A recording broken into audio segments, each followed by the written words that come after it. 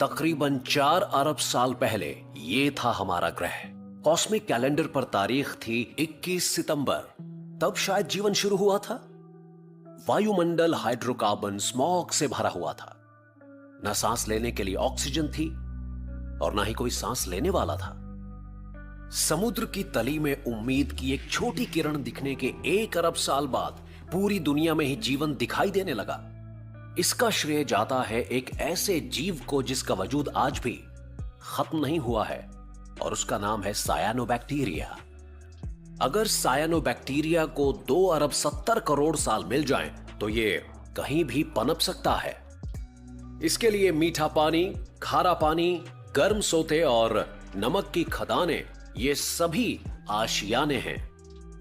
इसके बाद अगले 40 करोड़ साल के दौरान सायानोबैक्टीरिया ने कार्बन डाइऑक्साइड लेते हुए और ऑक्सीजन छोड़ते हुए आसमान को नीला कर दिया। पर सायानोबैक्टीरिया ने सिर्फ आसमान को ही नहीं बदला, ये तो चट्टानों में भी पहुंचे और उन्हें भी बदल डाला। ऑक्सीजन से आयरन को जंग लगा और इसने जादू दिखाया खनिजों पर। पृथ्वी पर 5000 किस्म के खनिज हैं। इनमें से 3500 पनपे जीवन की बनाई ऑक्सीजन के कारण। सायानोबैक्टीरिया इस ग्रह पर सबसे दमदार जीव थे। तो ये जहां गए, इन्होंने आतंक मचाते हुए लैंडस्केप, पानी और आसमान को बदल डाला। ये सब हुआ 2 अरब 30 करोड़ साल पहले, या कॉस्मिक कैलेंडर के हिसाब से अक्टूबर के अंत में। पर इस ग्रह पर सायानोबैक्टीरिया के साथ साथ और जीव भी आ गए थे। वो थे एनारोब्स, जो सायानोबैक्टीरिया द्वारा पृथ्वी और ऑक्सीजन को प्रदूषित करने से पहले दमदार बन चुके थे। एनारोब्स के लिए ऑक्सीजन जहर था, पर सायानोबैक्टीरिया वायुमंडल को ऑक्सीजन से भरे जा रहे थे। एनारोब्स और पृथ्वी पर मौजूद सभी जीवों के लिए यह ऑक्सीजन वाला महाविनाश काल था। एनारोब्स में से वही बच पाए जो समुद्र की तली में चले गए थे, तलछट के अंदर, जहां ऑक्सीजन उन तक नहीं पहुंच पाई थी। सायानोबैक्टीरिया ने ऑक्सीजन पंप करने वाली मशीन की भूमिका निभाई। उनका तेज काम जारी रहा और 40 करोड़ साल बाद उन्होंने हमारे ग्रह में एक और बड़ा बदलाव किया। मीथेन गैस एक पावरफुल ग्रीन हाउस गैस है और उस समय भी यही इस ग्रह को गर्म रखे हुए थी। एक बार फिर से जीवन से पैदा ऑक्सीजन ने सब कुछ हिलाकर रख दिया। इसने मीथेन को हजम करके कार्बन डाइऑक्साइड बनाई, जो इतनी दमदार ग्रीन हाउस गैस नहीं थी। ये पृथ्वी के वायुमंडल में हीट को इतनी खूबी से नहीं पकड़ती थी।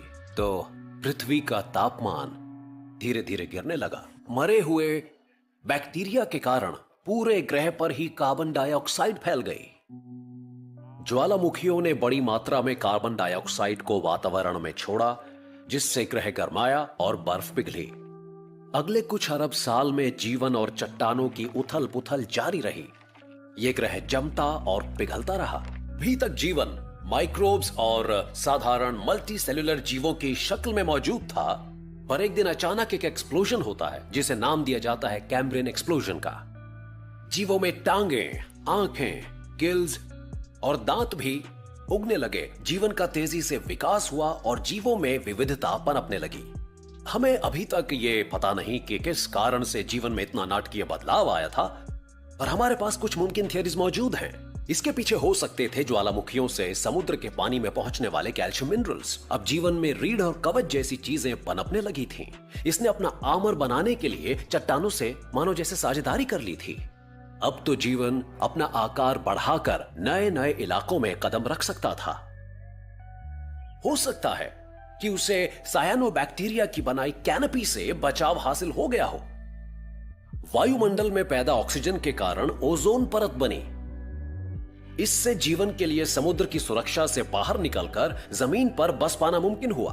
अब उसे सूरज की जानलेवा अल्ट्रावायलेट किरणों का डर नहीं था। और फिर अरबों साल तक जीवन बढ़ता रहा, निरंतर। वो तैरने, दौड़ने, कूदने और उड़ने लगा। तो अब जीवन बच निकलने में माहिर हस्ती किसी भी तरह की कैद से निकलने में इतना काबिल हो गया था कि पृथ्वी की हर जेल अब नाकाम साबित।